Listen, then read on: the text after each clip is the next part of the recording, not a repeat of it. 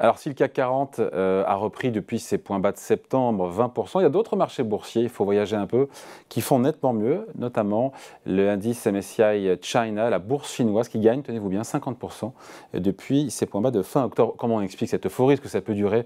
On en parle avec vous, John Plassard. Bonjour, John. Bonjour David. Pour la banque Mirabaud. Ça fait moins bien la banque Mirabaud en anglais comme ça, hein. Tout va bien? Un peu plus compliqué. Oui, tout va bien. Début d'année en trombe. Bon, notamment sur les marchés boursiers chinois. On se dit que c'est ce revirement de Pékin sur le zéro Covid et cette réouverture à marche forcée express de l'économie chinoise qui est saluée par les marchés, c'est ça derrière l'explication? Alors, David, il y a plusieurs raisons. Effectivement, vous l'avez dit, évidemment, c'est la réouverture de la Chine, c'est la fin de la politique du Covid zéro. On a vu qu'on a eu plusieurs annonces successives, notamment à partir du 11 novembre, qui sont suivies par 10 mesures début décembre et des nouvelles guidelines, des nouvelles propositions le 26 décembre. Donc ça va très très vite, hein. Alors qu'on pensait, les premières rumeurs laissaient penser qu'on allait commencer doucement en mars. Alors ça, c'est la première des choses et c'est pour ça que le marché a progressé. Après, il y a d'autres raisons.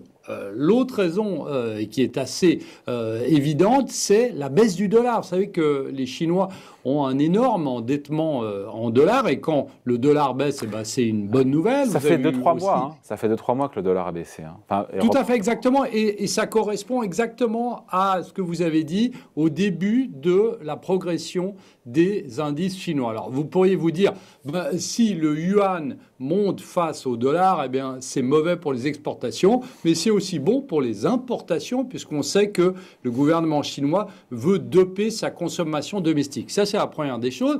La deuxième, après, c'est évidemment la baisse des rendements en Chine. Vous avez aussi eu une hausse des matières premières. Et puis, qu'est-ce qui se passe? Bien, vous avez une croissance des bénéfices qui est en train d'accélérer. Alors, il faut faire très attention ici à deux choses. Premièrement, évidemment, bien, les cas de Covid progressent de manière exponentielle. Et donc, vous avez évidemment des gens qui en meurent, ce qui est dramatique, mais aussi des gens qui ne peuvent pas aller travailler parce qu'ils ont le Covid. Alors, évidemment, ce qui va se passer, c'est que le quatrième trimestre, voire le premier trimestre, va être marqué par une décélération de la croissance. On va être proche des 1%. Et après, lorsque vous aurez ce qu'on appelle l'immunité collective, qui va commencer par les grandes villes, et après les campagnes, eh bien, on aura une croissance qui sera beaucoup plus importante que prévu. Ça sera une forme de catapulte économique. Ce rebond boursier, juste, John, il a surpris quand même bon nombre d'analystes. On savait bien que les 2 années passées précédentes sur la bourse chinoise avaient été calamiteuses, sur fond de crise immobilière, de serrage de vis, de reprise en main du secteur technologique, de fermeture du pays. Mais quand même, ce rebond a surpris beaucoup de monde, hein. Oui, bien sûr, bien sûr. Mais alors, comme on a dit, on avait des arguments pour le dire, mais il faut juste revenir un tout petit peu en arrière.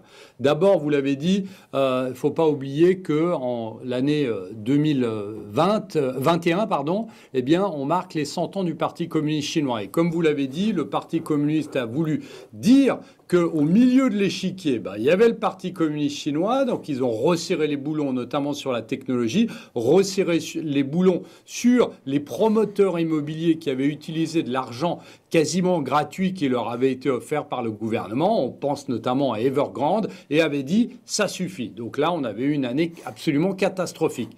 Et après, eh bien, on a vu que le marché, eh bien, a commencé beaucoup plus à se réguler. On a vu que les dernières annonces qui ont eu lieu, notamment sur le secteur de la technologie et sur le secteur de l'immobilier, il faut rappeler ici, David, que le secteur de l'immobilier est le plus grand actif du monde, le secteur de l'immobilier chinois. Donc c'est énorme. Et donc ici, évidemment, le gouvernement chinois ne peut pas laisser ce pan de l'économie tomber. Alors Oui. là, ça c'est la première.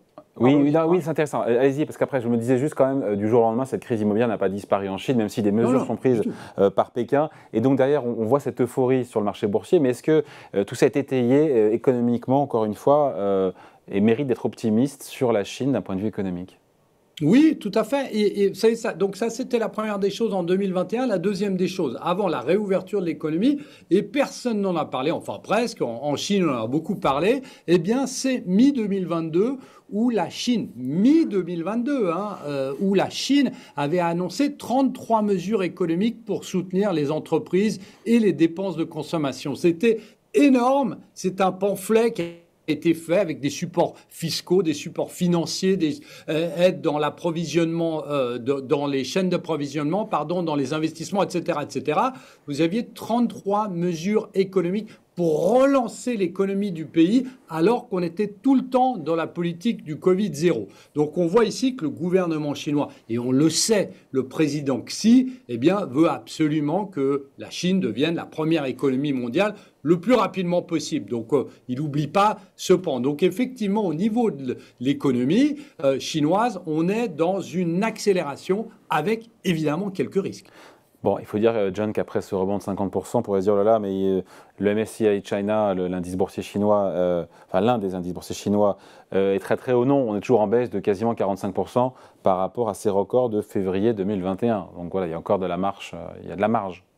Tout à fait. Et puis les valorisations vont continuer à progresser. On va avoir des croissances des bénéfices des entreprises qui vont continuer à accélérer. On voit que les derniers chiffres, les PMI, étaient en dessous des attentes et on se dit potentiellement que le pire est derrière nous, tout en disant, comme on a dit, que le Covid aujourd'hui empêche les gens d'aller travailler et ralentit l'activité économique, mais ça va repartir. Mais évidemment, on a quand même quelques points d'interrogation. Vous l'avez dit, une chose sur la construction boursière, parce qu'on a plusieurs analystes qui estiment que la construction doit baisser de 25% parce qu'on a trop de biens immobiliers à cause de ces spéculations par rapport à le besoin réel des Chinois. En plus, vous avez une chose qui est très importante au niveau politique. Vous savez, on ne parle pas assez, entre guillemets, de la politique chinoise parce qu'on voit le président Xi tout en haut, mais vous avez plusieurs hauts responsables économiques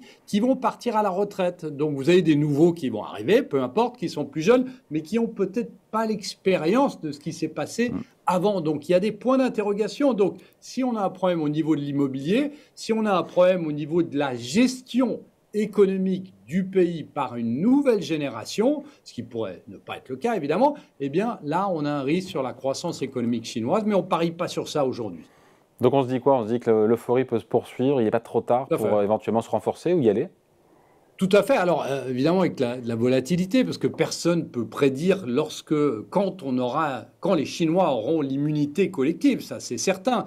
Mais on voit que si ça se passe comme on pense que ça va se passer, avec un redémarrage, avec une volonté de redémarrage de l'économie, avec une volonté que la Chine soit la première économie mondiale, avec le fait que, ce qu'on disait avant, ces 33 mesures qui ont été annoncées avant la fin du Covid-0, eh bien, commencent à porter leurs fruits. Bah oui, c'est un marché sur lequel on peut continuer alors avec quelques prises de bénéfices potentiels à court terme, mais c'est un marché sur lequel on peut continuer à investir.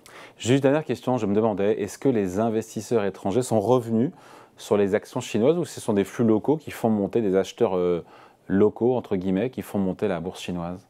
Alors, vous aviez jusqu'à la fin de l'année passée surtout des acteurs locaux. Vous avez tout à fait raison, c'était une bonne question, David. Mais depuis le début de l'année, vous avez de plus en plus d'investisseurs étrangers qui viennent sur ce marché au niveau local, c'est-à-dire en achetant des entreprises locales, entre guillemets, et aussi à travers des entreprises qui bénéficient du redémarrage de la Chine, c'est-à-dire par exemple le secteur du luxe.